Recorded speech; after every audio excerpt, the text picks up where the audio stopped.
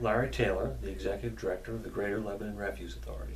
How long have you been with the Lebanon Refuse Authority? I've been here since 1991, so it's going to be 23 years this year. Wow, and what positions have you held here prior to being Executive Director? I was the staff engineer up until November of 2011, and I became the Executive Director that month. And who preceded you? Mike Pavlik. He was the Executive Director that hired me in 1991. Okay. And do you know who preceded him? He was preceded by John Moyer. And who preceded John Moyer? John Moyer was the first Executive Director. So. But they had managers before? They had superintendents before. Okay. Franklin Miser was a superintendent. Who was the one in the middle? Do you remember? No, but Franklin Miser was where I was trying to go, because my first exposure to the Greater Lebanon Refuse Authority and this operation was through Franklin Miser, who, I'm going to go right here, didn't expect to do that, who created the Wetland after watching a national television program, and bringing some technology here. And can you talk us a little bit about what that wetland does and if it's still in operation? The wetland, which we call a natural aquatic life treatment system, was built in order to deal with the leachate, the water coming down through the trash from landfills that were unlined dating back to the 50s, late 50s through the 60s, 70s. There was a problem with contamination showing up in the stream. And so this natural aquatic life treatment system, this NALT, was designed and built to deal with that chemistry, with a series of ponds and a series of vegetation, and of course adding oxygen so that the bacteria would have oxygen to grow on, and as well as treat the leachate. Cool. I think it's really neat because it's a natural system and it's still working to this day. Is that correct? It is still working. We're actually working to rebuild some of the structures in the pond system, as they need maintenance. And so we're trying to accomplish that maintenance now. Okay. Well, I'm so impressed with this landfill. That is one of the reasons. But you also have an area where you do a demonstration project with different kinds of energy. Can you talk about that? Yes. Of course, landfills generate landfill gas, about half of which is methane. And so landfill gas is used to generate electricity. We partnered with PPL Utilities for a gas to energy facility. And our goal with them was we wanted an education facility. We wanted a place for the public to go. And so they built a building. We partnered with them on the construction costs, added a classroom. They liked the concept so much that they added some solar cells. They added a windmill, just so that you could show the different components of electricity and why there's a need for something like a gas to energy facility as a base load. Because at night the sun doesn't shine, so you have to have that power available one way or another. Okay.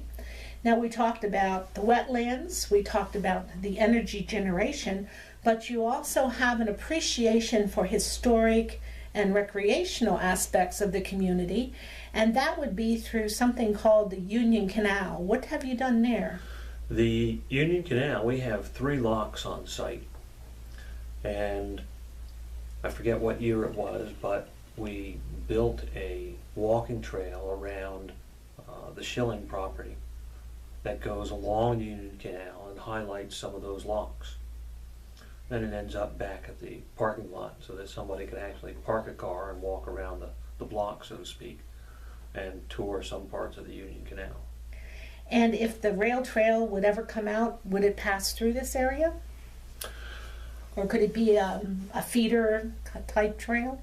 I don't know. There's a lot of farms between where we are currently and the rail trail. Okay, I wasn't sure how close it came. All right, well, you know, What's really unique about this landfill, in addition to all these great things you're doing, is the composition of the board and the structure and what goes on here, where the garbage is generated, what garbage is received. Could you talk generically about those things? The landfill started in 1959. At that time, every township had their own dump. And in the northern part of the county, the 9 municipalities in the north got together and said, let's pick one and close the rest. This was the site they picked. And eventually, every other municipality in the county joined the authority. So we actually have the potential for 25 board members. And how many acres was the landfill initially? About? I'm going to say 40 acres. And today it is? We own 500 acres. Okay. But that's not all landfill, of course. No, I understand. You need to get topsoil and things like that. Yes. The board has a set of bylaws and a set of officers that are elected by the board members. And in 1991, when they hired Mike, the first thing he did was say, well, we need a staff. So he hired a recycling coordinator, and then he hired an engineer, and we've just grown from there. So the recycling coordinator, what does she do? And I happen to know it's Amy. It's Amy Mazzella DeBosco. She's the 3rd recycling coordinator we've had. And she is a county-wide coordinator of the recycling coordinators for the different municipalities. So a large component of her job is education and giving people the tours that come through here throughout the year. A second component is assisting coordinators in not only obtaining grants, but using grants for recycling, as well as monitoring and managing our recycling efforts here on the facility. How much, I don't know how you measure it, tonnage or whatever, do you recycle in a year throughout all of our municipalities? The interesting aspect is not just how much we recycle, but how much we dispose of. The general philosophy that I've held since I was an engineer is that we can manage the recycling so that as the population in the county grows, the amount that goes into the landfill will stay fairly constant, and the amount that gets recycled will grow. And that has held over the past several years. And as long as that holds steady, you can pay your bills. That's correct. That's enough waste to pay the bills and still support the recycling effort.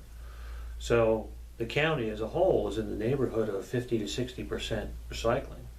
So we have roughly 100,000 tons going into the landfill every year. And 50,000 tons roughly recycling. 50,000 tons of recycling. Wow. Now, does that include those hard to get rid of things like electronics and pharmaceuticals? Not pharmaceuticals, because once you start talking about pharmaceuticals, you have to have a chain of custody that involves legal people. So perhaps the district attorney's office or someone like that handles that.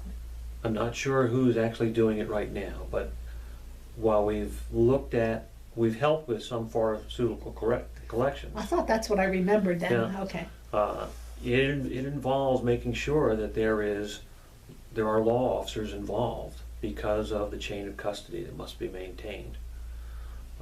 But electronics, with the current Covered Device Recycling Act, we accept electronics here for free, and then we negotiate with a third party to take them from us and recycle them in accordance with the Pennsylvania law.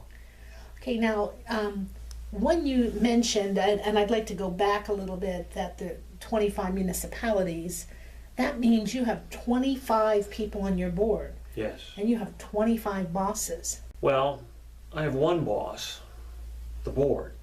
It functions as a corporate body. So it functions there is an executive committee should it be necessary. There is a personnel committee to deal with personnel matters. There is a chairperson of the board, and of all of them, she would be the one that would be the closest to a boss. On the theory that you never let your boss get surprised by something, she's the one I don't let get surprised. That's really, I mean, but it takes talent to be able to coordinate that board, and I admire you for doing it.